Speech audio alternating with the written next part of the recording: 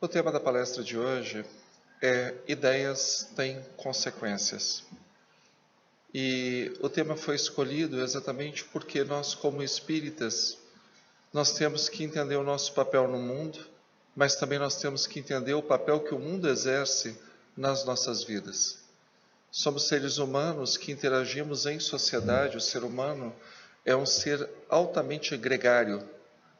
Do seu nascimento ao túmulo, ele tem a necessidade de interagir com outras pessoas. E nessa interação nós aprendemos e ensinamos, nós influenciamos, somos influenciados e muitas vezes nós manipulamos e somos manipulados. E a questão de nós como espíritas no mundo, principalmente espíritas que são tão poucos no mundo, no Brasil são mais ou menos 3,5 milhões.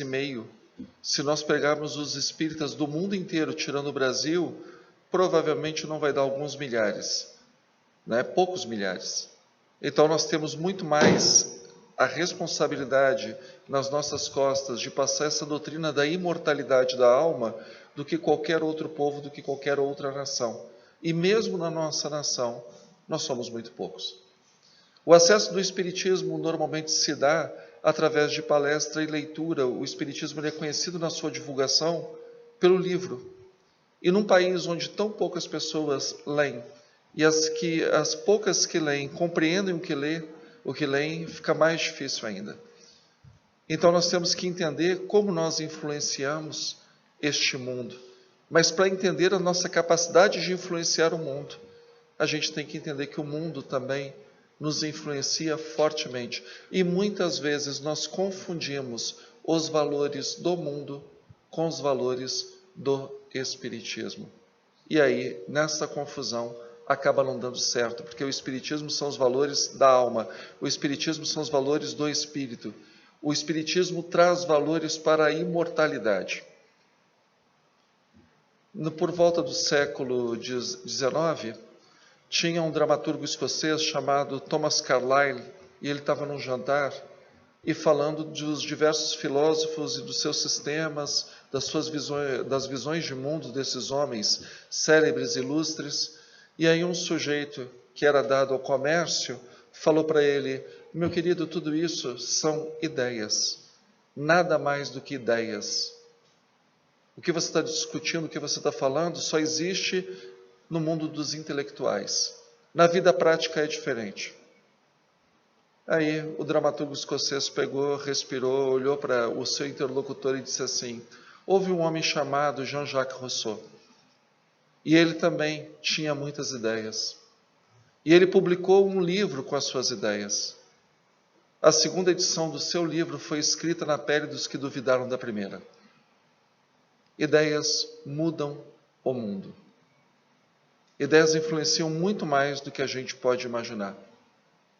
E como ideias mudam o mundo, os livros que são expressões das ideias, os discursos que são expressões das ideias, a arte, a música, a própria religião, tudo isso que expressa o que está na mente do ser humano, muda e molda o mundo em que vivemos.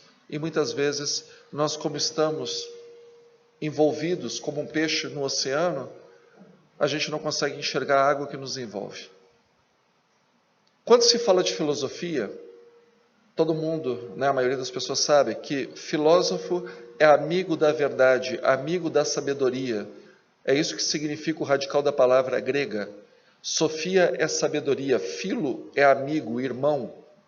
Então, a filosofia é para você descobrir a verdade, para você atingir a sabedoria. Então, qual era a preocupação dos filósofos da antiguidade? Vamos estudar a natureza, vamos estudar o mundo, vamos estudar os homens. Vamos questionar. E a partir do questionamento, nós nos tornamos mais sábios. A partir do questionamento, nós chegaremos na verdade. E chegando na verdade, não vivendo de ilusão, nós sofreremos menos. Teremos condições de atingir a felicidade, porque nós não correremos atrás de quimeras. Então, isso era a filosofia da antiguidade. Posteriormente, a gente sabe que a antiguidade cessa com a queda do Império Romano, e aí a gente tem a divisão da Europa, a divisão da parte da Ásia mais próxima, entre vários países, várias nações. A gente não pode nem falar em países, porque são feudos, são cidades-estados. Fica só o Império Bizantino ali, com uma parte, um pé na Europa, outro pé na Ásia. E esse conhecimento, essa filosofia, essa busca pela verdade, ela se reduz aonde tinha alta cultura. E a alta cultura ficava nos mosteiros. Então, aqueles que tinham a tradição cristã foram os que levaram essa alta cultura. Já no final da Idade Média, a filosofia antiga, através da tradução do árabe, principalmente na Espanha, ela retorna para o Ocidente nas obras de Aristóteles. E é um período que nós temos um movimento na igreja que está as universidades todas eram universidades católicas, que eram vinculadas ao bispo, depois elas saem do bispo, do episcopado, vão ser vinculadas diretamente ao Papa. Aí tem uma forma de ver o mundo, que essa forma é a escolástica. A escolástica, ela também questiona os valores, questiona o conhecimento, questiona a forma de ver o mundo, mas ela tem paredes muito rígidas, que são as paredes dos dogmas religiosos. Então você pode se movimentar contanto que você não saia dessa sala, que é a sala do dogma. E isso acaba, essa parede parece que ela vai se fechando, essa sala parece que ela vai se comprimindo. E por isso que surge o iluminismo. O iluminismo é exatamente para discutir, fora dos dogmas, a visão de realidade, a visão de mundo. E a partir daí, se perde o amor pela sabedoria e se ganha o amor pelo sistema. Na filosofia, o filósofo procura a verdade, mesmo que ele não concorde, mesmo que ele não goste com o resultado. Os filósofos modernos, a gente pegando de Descartes até hoje, eles têm uma ideia de mundo. Eles olham para o mundo e definem uma realidade que muitas vezes não combina com o que a gente vive. Por isso que são chamados idealistas, porque o mundo só tem na ideia dele ou dela. A realidade tem que ser comprimida no cérebro dessa pessoa. A realidade não é o que ela é o que aquela pessoa diz que é. Kardec chama essas pessoas de sistemáticas. Elas criam um sistema, querem que a realidade se adeque ao sistema que elas criaram e chamam isso de sabedoria. E o primeiro desses grandes homens, que a gente pode colocar como filósofo político, a primeira pessoa que olhou para a realidade e definiu a realidade de acordo com a sua visão, todos já ouviram falar, é um sujeito chamado Nicolau Maquiavel. Nicolau Maquiavel, ele viveu numa época que a Itália não era unificada, que você tinha praticamente 5 regiões que se degladiavam o tempo todo entre elas, inclusive os estados papais. E ali, o que a gente não tinha na igreja era qualquer tipo de decência. Era a época de Alexandre VI, o Borgia. Então foi a pior época do papado, é a época que o papado se descolou completamente da moral cristã para viver os prazeres do mundo. Então foi quando nós tivemos um papa assassino, um papa sexólatra que botava os filhos como cardeais. Maquiavel, quando olha para isso, e Maquiavel era um homem frustrado, as suas tentativas de política nunca deram certo, ele acaba sendo preso e torturado. Ele escreve um livro exatamente para o Cesare Borgia, que se chama O Príncipe, que são dicas como governar. Então, o que é um bom príncipe? É a pessoa que toma o poder e mantém o poder. O que é um mau príncipe? Alguém que tomou o poder e perdeu. E isso se reverte em benefício das pessoas de forma alguma. O importante é ter o poder. O importante não é ser bom, é parecer bom, mas ser cruel na hora que precisa. Aquilo que é bom para o príncipe é aquilo que traz alguma vantagem. Então não existe bem ou mal absoluto. Bom é o que me traz vantagem, me traz poder, me traz dinheiro. É eliminar os meus inimigos, isso é bom. O que é mal é quando eu tenho prejuízo e quando o meu inimigo tem alguma vantagem sobre mim. E a partir da leitura desse livro, diversos líderes, os mais diversos líderes políticos do planeta, começaram a se espelhar nesse livro, O Príncipe, para gerir os seus estados. Então não tem nenhum problema do político mentir, contanto que ele se reeleja. Não tem nenhum problema dele ter caixa 2, 3, 4, 5, 6, contanto que ele atinja o seu objetivo. Não tem problema de empregar familiares com nepotismo cruzado. Porque o que importa é, uma vez que você tomou o poder, você se manter no poder. Essa visão nasceu da ideia de um homem que quis definir todo o status político, toda a dinâmica política, a partir da sua mente, a partir da sua cabeça. Mas aí, quase 50 anos depois, nós temos um outro homem, que não vai se influenciar pela política, mas pela filosofia. É um cara que também está na busca da verdade. E ele parte do seguinte princípio: nada é confiável. Porque você às vezes tem sistemas filosóficos que vão para a direita, sistemas filosóficos que vão para a esquerda. Você tem sistemas filosóficos que vão para cima, sistemas filosóficos que vão para baixo. Sistemas filosóficos que gostam de amargo, sistemas filosóficos que defendem um doce. Então, esse senhor, que nós vamos conhecer como René Descartes, ele vai dizer que tudo é uma dúvida, que não tem certeza absoluta. Você não pode confiar na história, você não pode confiar na tradição, porque a tradição, mesmo entre a tradição dos diversos países, elas não combinam. O que é bom para um alemão pode não ser bom para uma pessoa da Somália, pode não ser bom para o cara que foi dos Incas, do povo Inca. O que foi bom no século passado pode não ser bom para o teu século. Então nada da tradição, nada da história para o Descartes serve. Bom, então serve para quê?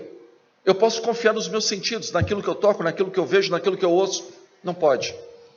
Porque você nunca enxerga bem, você nunca ouve bem, você nunca tateia as coisas de uma forma racional, de uma forma sensível.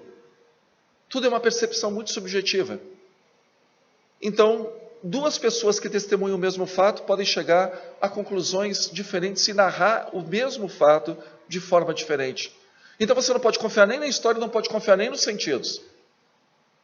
Aí isso é um pepino para o Descartes. E como ele resolve isso? Quando ele tem o seu momento de iluminação. A única coisa que eu não duvido é que eu tenho dúvida. A dúvida é a única certeza que eu tenho. E a dúvida é oriunda do meu pensamento. Portanto, a única certeza que eu tenho é que eu penso. E aí todos conhecem a conclusão. Se eu penso, eu posso dizer que eu existo. Penso, logo existo. Partindo de qual princípio? Que tudo que nos envolve não é confiável. A partir daí, toda a humanidade comprou a ideia de que o mundo não é o que é. O mundo é o que você vê. O mundo não é a expressão, o mundo é o que você sente. E aí nós temos o famoso discurso do para mim. Já ouviram isso? Você é espírita? Sou. O que é espiritismo? Bom, espiritismo para mim. O que é caridade? Bom, caridade para mim. O para mim vem do penso, logo existo. Porque nada é confiável. O parâmetro de toda a realidade é a minha mente. Então a minha mente define o que é realidade. Aí a gente pode falar também de Immanuel Kant, que vai dizer o seguinte: nada tem valor se não passar pela tua cabeça. As coisas só existem no tempo e no espaço porque são mensuráveis por você. A crítica da razão pura. Descartes, o discurso do método. Então uma pedra não é uma pedra é o que você diz que a pedra é. Bom não é bom é o que você acha que é. Democracia não é democracia é o que você acha que é. Certo e errado não são valores absolutos. É relativo. Depende do teu humor daquele dia. Porque o senhor Descartes tirou esse sistema da sua cabeça. Aí nós vamos ter um outro sujeito, chamado Thomas Hobbes. E o Hobbes, ele escreve um livrão chamado Leviatã, que é um monstro mítico. O Hobbes, ele entende o seguinte: qual é o estado natural do ser humano? A guerra. Todo mundo contra todo mundo brigando contra todo mundo. Numa guerra, qual é a moral que existe? A moral da guerra é vencer. Então na guerra não tem lei, na guerra não tem justiça, na guerra não tem bom ou mal, não tem valor, não tem Deus, não tem nada. Na guerra, o que importa é você ganhar. Então, se o valor do ser humano, o estado do ser humano é a guerra, você tem direito a fazer tudo para sobreviver. E tudo para Thomas Hobbes era tudo. Você tem direito a matar, você tem direito a roubar, você tem direito a estuprar, você tem direito de invadir a casa do outro, pegar o carro dele, porque o estado natural do ser humano é a guerra. Bom, por que as pessoas não se trucidaram se o estado natural do ser humano é a guerra? Aí Thomas Hobbes explica: porque elas têm que abrir mão do seu estado natural, porque sempre vai ter alguém mais forte do que ela, sempre vai ter um grupo que vai se unir, ainda que ela seja forte, para vencê-la. Então nós vamos criar um Estado que vai definir as leis para que a gente não se mate. Então nós abrimos mão da nossa liberdade para o Estado definir aquilo que nós podemos ou não podemos fazer, para que ele nos defenda. E o que eu posso e o que eu não posso fazer? Para Thomas Hobbes, direito é igual a desejo. Então o que são direitos humanos? São desejos humanos. Eu quero fazer sexo, mas eu não quero filho. Logo eu tenho direito ao aborto. Não, você tem desejo do aborto.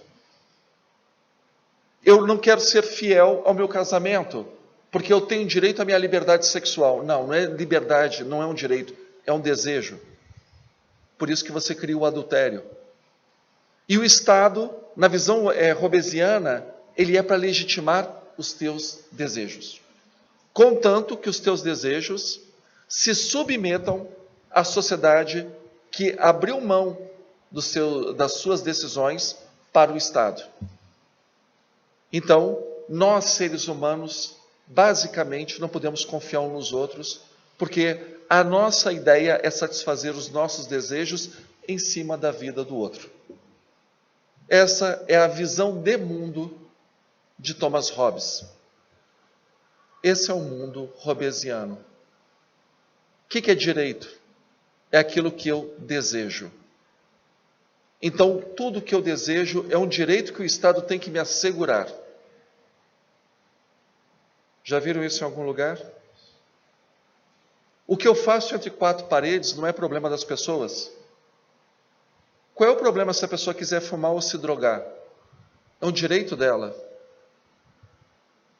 Porque direito é igual a desejo. Aí nós definimos um novo padrão de moral de acordo com a cabeça do senhor Thomas Hobbes. Mas aí depois, um século depois, vem uma pessoa que pensa exatamente ao contrário. Jean-Jacques Rousseau. E Jean-Jacques Rousseau ele pensa o seguinte: não, as pessoas não viviam em estado de guerra. As pessoas viviam, o homem natural, o ser humano natural, ele vivia na selva. E ele era feliz. Se para o Thomas Hobbes o homem era um gorila truculento, para o Rousseau ele era um chimpanzé feliz. Então ele queria uma banana, o homem ia lá e pegava a banana. Ele tinha desejo sexual, ele olhava para uma fêmea, para uma mulher, e copulava com ela, e depois voltava. Essa mulher tinha um filho, e o homem já vazou, não tinha responsabilidade sobre a paternidade, ela criava o filho. Quando o filho estava grande, ela não tinha mais nenhuma relação com ele. Não tinha propriedade, porque as pessoas pegavam no mato o que elas queriam. Aí, alguém teve a brilhante ideia de escolher uma mulher para si. E para isso ele teve que ter uma cabana, construir uma propriedade, separar um terreno para ele e para a sua prole, para a sua família. Ele teve que trabalhar para sustentar esse terreno. Do seu trabalho nasceu a propriedade privada, a partir daí nasceu a opressão. Porque as pessoas precisavam se organizarem numa sociedade para que um não invadisse o terreno, a cabana do outro. Até então todo mundo fazia sexo com todo mundo. Agora não. Se você tem uma mulher, você tem um adultério. Se você fizer com a mulher do outro, ou com o marido. Então, para Rousseau, o estado natural era o estado da selvageria. A felicidade da pessoa é a felicidade de quem vive que nem um bicho. E a civilização é um retrocesso. Porque na civilização, os mais fortes ganharam poder, os mais fracos servem aos mais fortes, e você cria um estado desses mais fortes, que delimita os teus desejos. Então você não pode pegar o que você quer, você não pode fazer o que você quer. Então a ciência, a arte, a cultura, a indústria não são progressos, são mordaças. São correntes que aprisionam a pessoa. E ele coloca isso no discurso sobre os fundamentos da igualdade dos homens. E esse livro, com essa ideia, é que vai ser a base, o trampolim, da onde vai sair um movimento chamado Revolução Francesa, que vai decapitar pessoas no espaço de 10 anos, mais do que a Inquisição em 5 séculos. Era sangue correndo o tempo inteiro. Porque o estado natural nosso é procurar os nossos prazeres sem nenhuma responsabilidade. Por isso nós podemos viver como bons selvagens. Porque a moral é um construto social. A família é um construto social. São artificiais.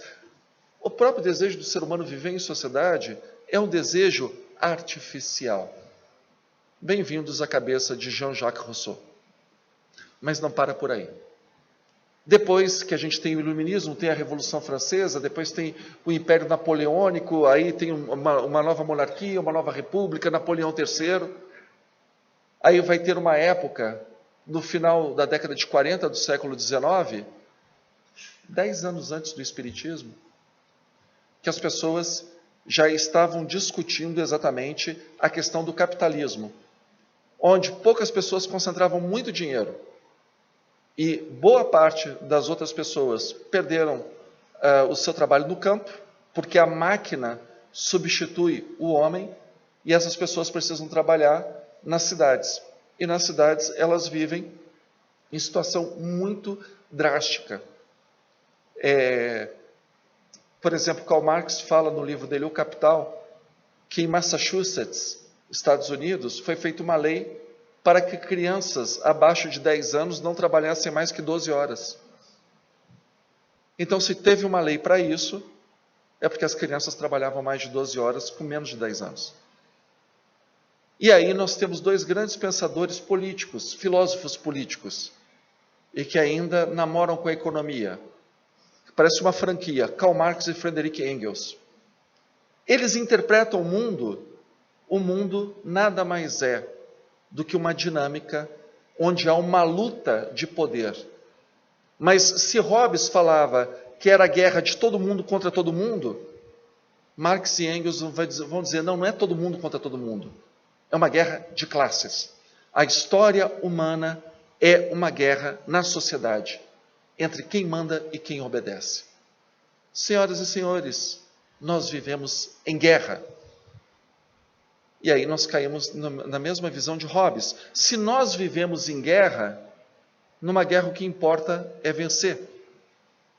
E se existe uma classe que oprime e outra que é oprimida, na visão do Manifesto Comunista de 1848, a classe que oprime é que dita as regras. Então você não tem justiça. Você tem uma justiça burguesa. Não é justiça. Você não tem cultura. Você tem uma cultura burguesa. Você não tem uma moral. Você tem uma moral burguesa. A religião não é uma revelação divina. É uma forma de opressão burguesa. Por isso que a religião é o ópio do povo. Nós, Marx e Engels, entendemos que a religião é uma forma de dominação, onde para você não discutir com seu patrão, você projeta para o céu os bens que você não consegue aqui na terra. Se existe uma opressão de classes, como ele define essa opressão, o resultado dessa opressão? Quando a classe que está sendo oprimida exterminar a classe que a oprime. Por isso que se chama luta de classes. E como isso vai se dar? Por uma revolução do proletariado. É assim que é visto. Então, é uma guerra onde você tem classes que querem oprimir as outras, então a classe que é oprimida tem o direito de exterminar a classe opressora. E aí nós tivemos a Revolução Russa em 1917. Lenin, ele era fã do Maquiavel e fã do Karl Marx, e era um intelectual de primeira. O Lenin, ele é conhecido como político, mas ele foi um grande produtor de filosofia política. Na visão, por exemplo, do Maquiavel, e aí a gente vai pular um pouquinho do Lenin para ir para o Stalin, por exemplo, Cesare Borgia, ele dominou uma cidade, uma região chamada România. E nessa região, as pessoas eram muito insurgentes, muito rebeldes contra o domínio dele. Então, ele botou um sujeito chamado Ramiro Dorco para ser o seu preposto na região da România. E mandou para o Ramiro, desce a mão nessas pessoas. Porque eu não quero saber de rebelde nos meus domínios. E foi o que ele fez. Ele foi um preposto do Cesare Borgia, extremamente ali, mão de ferro, punindo com a morte as pessoas que se rebelavam. O que acontece? As pessoas têm ódio do Ramiro. O que o Cesare Borgia faz? Mata o Ramiro, divide o cadáver dele em duas partes e expõe na principal praça da principal cidade da região da România. E diz assim, eu soube que este homem oprimia vocês, eu vim aqui para libertá-los. Eu, Cesare Borgia, sou o cara bom. Ele era o cara mau e o que ele fez de mal foi por conta e risco dele, por isso que eu o puni. É a visão do príncipe. Você não tem que ser bom, você tem que parecer bom. Stalin repete exatamente a mesma tática no chamado Grande Expurgo, que na década de 30, em 5 anos, ele mandou prender 1.300.000 pessoas, das quais quase 700.000 morreram de trabalhos forçados ou com tiro na nuca. E ele usou um homem chamado o Anão Sanguinário, que era o chefe da polícia secreta russa, Nikolai Ivanov, para fazer tudo que ele, Stalin, gostaria de fazer, mas não podia politicamente sujar as mãos. E aí o que o Stalin faz? Depois do grande expurgo de 5 anos, joga a culpa no Nikolai e o mata para dizer para o povo, eu vim aqui para salvá-los. As coisas se casam porque essas ideias, elas permearam a política e as pessoas acharam certo isso. Mas aí a gente não para. Depois nós temos um cara que normalmente todo mundo fala muito bem, Charles Darwin. Todo mundo conhece o Darwin pela teoria da evolução das espécies. A evolução das espécies basicamente é o mais apto sobrevive, não é o mais forte, o mais apto. O que significa isso? Que para qualquer espécie, aqueles que são os melhores vingam, e eles vingando, a espécie se fortalece. 5 anos depois, ele escreve um livro chamado A Descendência do Homem, onde ele pega a teoria da evolução das espécies para aplicar na humanidade. Porque o primo dele, Francis Galton, começa a escrever para os jornais falando que aquilo que era aplicado nas espécies deveria ser aplicado na sociedade. E chama essa aplicação de eugenia, ou seja, a ciência dos bons genes. Você evita que os degenerados, o pessoal de mau gene, se multiplique para ficar só o que tem de melhor da espécie. Então o ser humano é visto que nem um cavalo de raça, onde você segura as pessoas que têm a melhor genética e as outras, como os mendigos, os drogados, os homossexuais, as pessoas com retardamento mental. Você cria escritórios de saúde higiênica ou eugênica, e eram muito comuns nos Estados Unidos e na Europa, onde essas pessoas são esterilizadas. E é a mentalidade da eugenia que vai gerar os campos de concentração do Terceiro Reich. E não só os campos de concentração, os campos de extermínio. Campo de concentração, o cara trabalhava de graça. O campo de extermínio, ele ia lá para ser exterminado.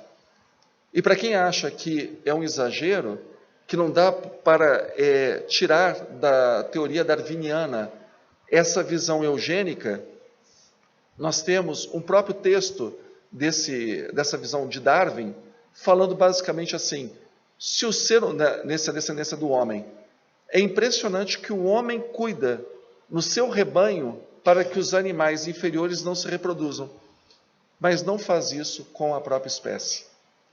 E ele ainda continua, as raças mais aptas vão acabar extinguindo os povos mais atrasados. O que é ser mais apto?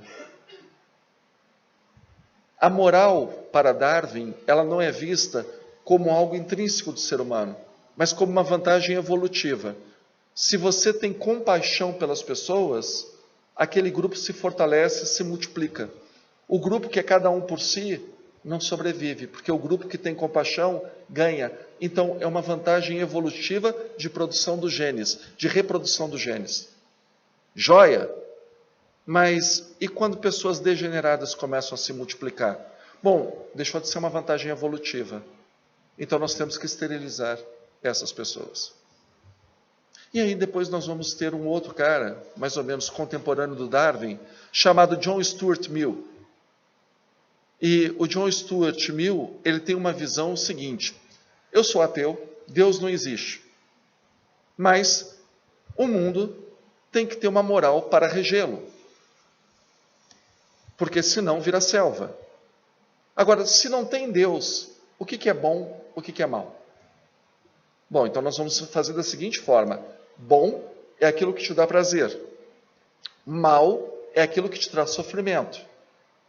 Até aí ele está igual a Epicuro, um filósofo ateu, epicurismo, hedonismo, da Grécia Antiga. Qual é a diferença do John Stuart Mill?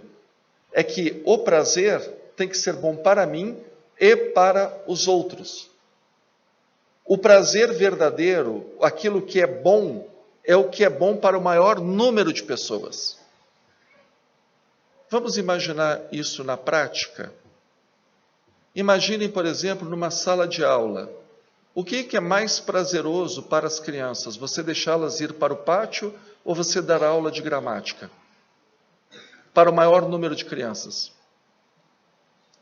No julgamento de Jesus, o que trazia mais benefício para a cidade de Jerusalém?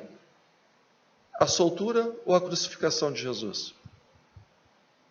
Não era uma multidão que pedia nas portas do palácio de Pilatos que ele fosse crucificado?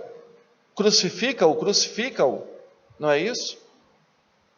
O que diz a narrativa bíblica? Bom, eu lavo as minhas mãos porque eu não tenho responsabilidade sobre o sangue deste inocente. Logo, eu faço o que é bom para a maioria, mas eu sei que é errado. Bem-vindo ao mundo do utilitarismo do John Stuart Mill. E para nós encerrarmos todas essas visões de mundo sistemáticas, aí nós vamos ter um queridinho da filosofia moderna, que esses professores de filosofia e de história gostam muito de dar palestra motivacional utilizando ele. Friedrich Nietzsche. E o Nietzsche, ele tem horror a esse pessoal que procura só coisinha fofinha, boa. Porque o Nietzsche diz assim, é isso que acaba com o que nós temos de potência. O valor do poder, a vontade de poder. Você só sobrevive, é o que Nietzsche afirma, não é porque o teu instinto é sobreviver. A sobrevivência nada mais é o teu instinto de se impor sobre os outros. Por isso que você quer sobreviver. Você não quer só sobreviver, você quer dominar. O nome disso é vontade de potência, vontade de poder. E é isso que move a humanidade. Então, um atleta só ganha medalha olímpica porque ele tem vontade de poder. Um empresário só chega no topo da cadeia alimentar de um grande grupo porque ele tem vontade de poder. Nas Forças Armadas, a pessoa só chega general, almirante, brigadeiro, porque ele quer chegar no topo, ele quer mandar, ele quer jantar os seus subordinados. Vontade de poder. Então, o que é bom? Aquilo que realiza a tua vontade de poder. O que é ruim? O que impede a tua vontade de se realizar plenamente. O que é se realizar plenamente para Nietzsche? É dominar as pessoas, ser cruel, ser necessário. Não é só você aguentar o sofrimento, é você não ter problema de impor o sofrimento. E aí Nietzsche viu o abismo que ninguém enxergou, ou fingiram que não enxergavam. Só tem um jeito de você fazer isso.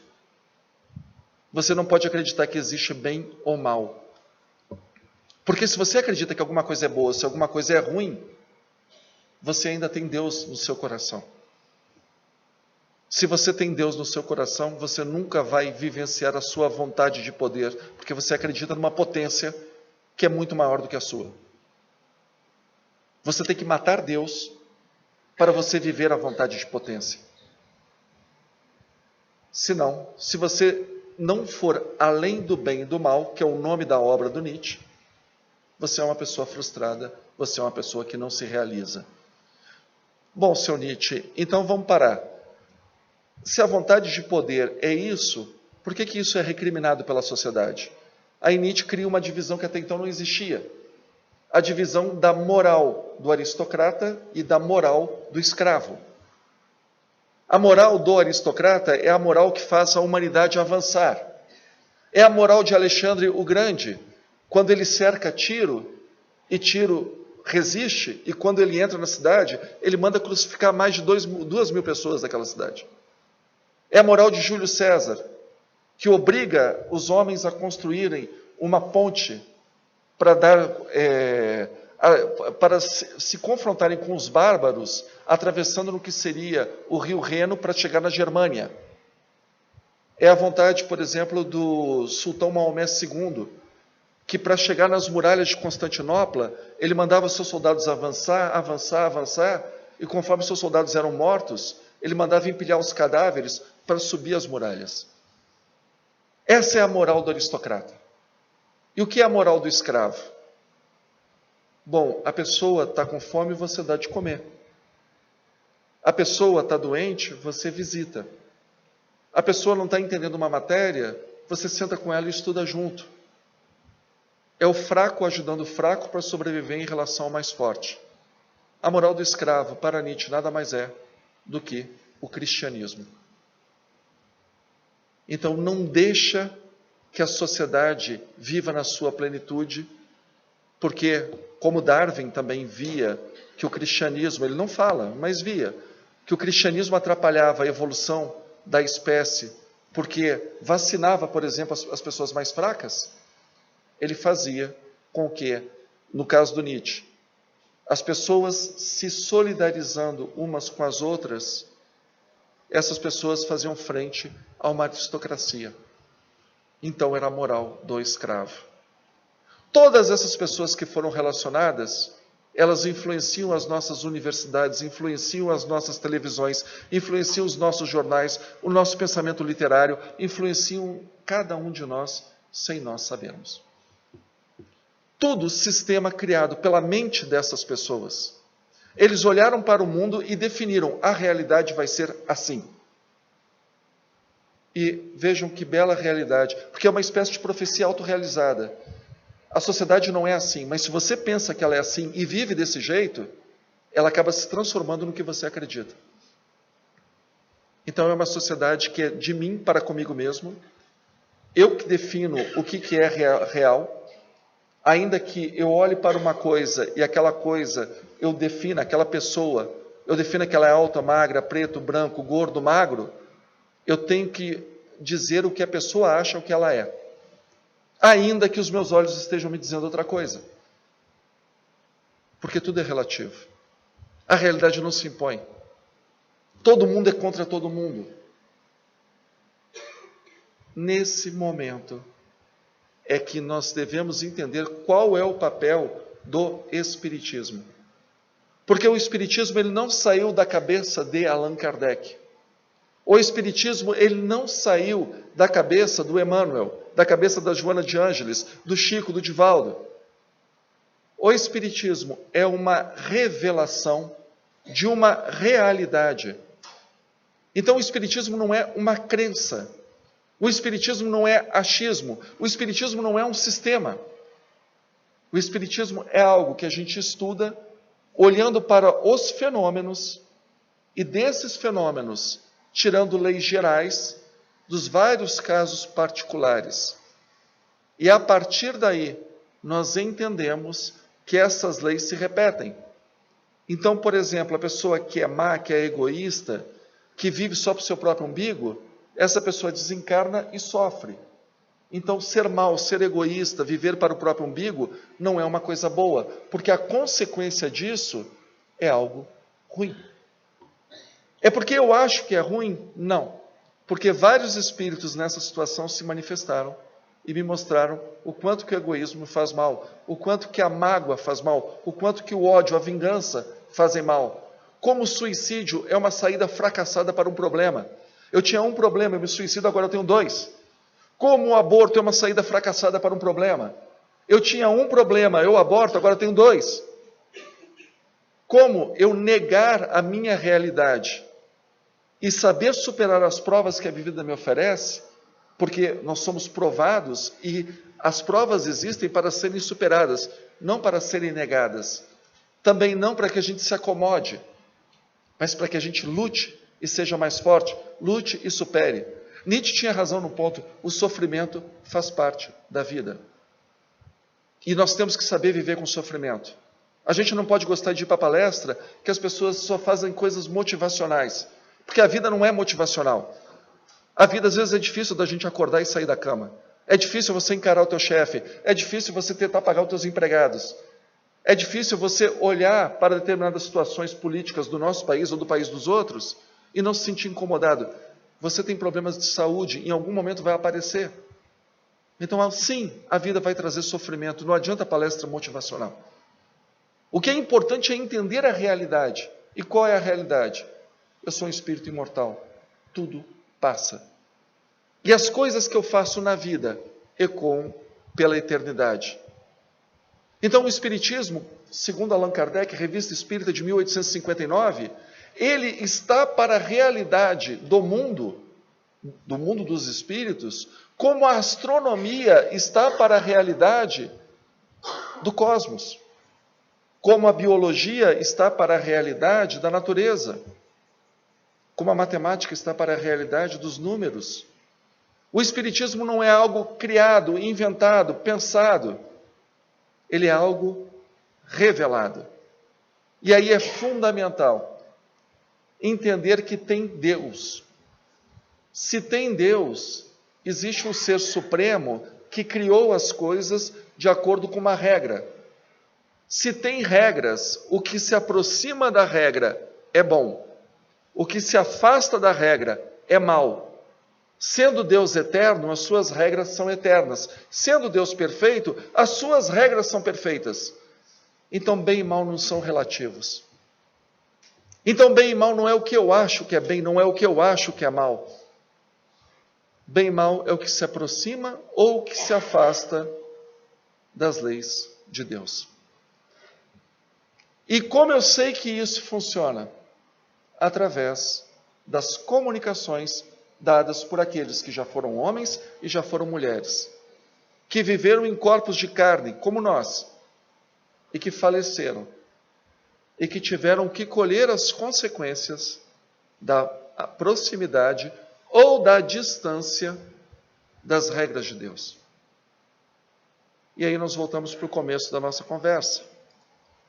Se você é espírita e não entende que tem Deus, que Deus tem leis, porque Ele criou o mundo, então Ele teve que determinar leis, que essas leis são perfeitas como Deus, porque Deus é perfeito, que essas leis são eternas, porque Deus é eterno, e que nós nos conduzimos por essas leis, você vai se conduzir pela cabeça do Rousseau, pela cabeça do Descartes, pela cabeça do Thomas Hobbes, pela cabeça do Karl Marx, e não pela realidade de Deus. Sabe como Jesus chamava essa realidade? Ele chamava de o reinado de Deus ou o reino de Deus. E o reino de Deus é Deus impondo a sua realidade sobre a sua criação. E essa imposição, sendo Deus soberanamente justo e bom, as leis de Deus são soberanamente justas e boas. Qual foi a grande mensagem de Jesus? Quer parar de sofrer? Venha para o reino de Deus. Não para a igreja do reino de Deus. Venha para a regra dada por Deus. Para as leis de Deus. Quando ele fala assim, porque o meu jugo é suave, porque meu fardo é leve, ele está dizendo exatamente isso. Você controlar os seus vícios e você turbinar as suas virtudes, não é uma coisa ruim, não é uma coisa pesada, não é uma coisa que tem que te causar mal-estar, porque isso foi pensado para você ser feliz. Ama a Deus sobre todas as coisas. Ama ao teu semelhante como você ama a ti mesmo. Toda a Torá e os profetas se resumem a esses dois mandamentos. Porque Jesus inventou, tirou da cabeça dele? Não. Porque ele teve uma coisa chamada epifania, a revelação do divino. Porque se eu pensar que é um estado de guerra, como pensava o Thomas Hobbes, se eu pensar que vale tudo, como pensava o Maquiavel, se eu pensar que tudo é prazer, como queria o Rousseau, como queria o John Stuart Mill, eu não tenho como ser feliz. Porque eu sempre vou viver no mundo da ilusão. Esses homens que foram denominados como filósofos, nunca foram amigos da sabedoria. Foram amigos da sua própria vaidade intelectual. E é essa vaidade intelectual que tenta ser imposta para pessoas que creem em Deus. E é isso que nós temos que ter coragem de vivenciar no mundo. Pessoas que entendem que existe Deus, pessoas que sabem que Deus tem leis e que eu não vou pela cabeça dos outros, porque eu sei que o mundo tem regras e essas regras não foram feitas para me prejudicar, foram feitas para que eu seja uma pessoa plena, uma pessoa feliz. Por isso que a gente acorre ao Espiritismo cheio de problemas, cheio de dúvidas, cheio de conflitos. Mas alguma coisa nos diz que aqui tem a realidade para as nossas almas. que não é o que vai ser encontrado no meio acadêmico, no meio político, não é o que vai ser encontrado nos times de futebol, nas televisões, é o que vai ser encontrado na solidão da nossa prece, no nosso contato com Deus e na prática da caridade com outras pessoas. Se a gente não tiver essa noção de realidade, a gente sempre vai patinar, porque a gente sempre vai tirar Deus da equação. Nessa matemática, quando você tira Deus, a conta não fecha. Porque não tem nada que sustente o relacionamento humano baseado só na moral humana. Por um motivo muito simples. O ser humano é falho, o ser humano ele é fraco, o ser humano ele é imperfeito, porque ele é um ser em evolução. Então nenhum desses caminhos vai nos levar à felicidade. Somente o caminho do divino, que se revela nas leis tanto naturais como nas leis espirituais, é que nos farão progredir. E aí é sempre o meu apelo. Nós temos que pegar o que nós aprendemos no Espiritismo e levar para fora. E não fazer como infelizmente está acontecendo. Pegar todos esses valores que eu citei de fora e tentar sobrepor a revelação dos Espíritos. E aí nós teríamos que voltar em outras encarnações. Não que o Espiritismo não dialogue com a ciência, não que o Espiritismo não dialogue com a academia, não que o Espiritismo não dialogue com a cultura, mas dialogar não é violentar os seus valores, não é abrir mão das suas convicções. Leis morais não é o politicamente correto. Se a gente não entender isso, a gente vai continuar patinando. A coisa mais difícil numa reencarnação é você não seguir a maioria. É você fazer o que é certo. Querem um exemplo? Pensem na Alemanha nazista. É tão difícil você ter autenticidade e dizer isso que vocês estão fazendo é errado. Tem uma foto muito emblemática que onde ficava a sede da SS em Berlim, hoje é um museu. A sede da SS era um local de tortura das pessoas. Ela foi completamente arrasada na Segunda Guerra Mundial. E eles pegaram aquela estrutura e construíram um museu para rever o nazismo. E é muito curioso, porque quando a gente vai lá, a gente vê que os alemães fazem questão de levar as crianças para mostrar o que os avós, os bisavós viveram e por que elas não podem deixar acontecer de novo na Alemanha. E nesse museu tem uma foto onde está passando o carro com o Führer, né, o Hitler, e a multidão de um lado e o outro da rua, todas fazendo a saudação nazista. E no meio daquela multidão enorme, você vê um homem de braços cruzados. Aí eles fizeram um círculo em vermelho, porque é muita gente naquela foto, daquele homem olhando para Hitler e cruzando os braços. Como é difícil você não fazer a saudação nazista numa Alemanha nazista. Como é difícil você não falar crucifica-o, crucifica-o na Jerusalém do século I. Como é difícil na Roma do século II, século III, você não ir para o circo máximo para ver de manhã até de noite luta de sangue. Como é difícil no século XXI a gente não absorver a pornografia como algo relativo, o adultério como algo relativo, o casamento como algo relativo, né? O aborto como algo relativo, a droga como algo relativo. Porque todo mundo faz. Como é difícil. Mas nessa hora, quando todo mundo está ali fazendo a saudação para o seu hedonismo, para os seus prazeres, nós, enquanto espíritas, temos que olhar para esses valores do mundo, por serem valores do mundo, valores mundanos, olharmos para esses valores. Enquanto está todo mundo assim, Não é jogar pedra, não é criticar, não é discutir, mas ser autêntico. Ter força de caráter.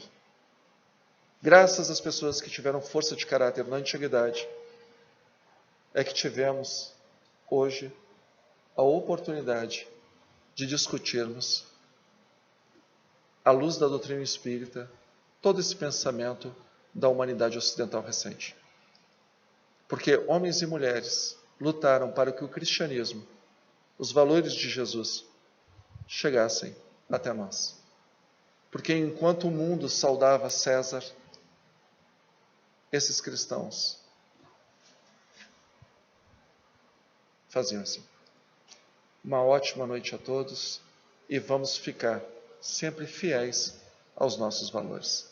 Um ótimo final de semana.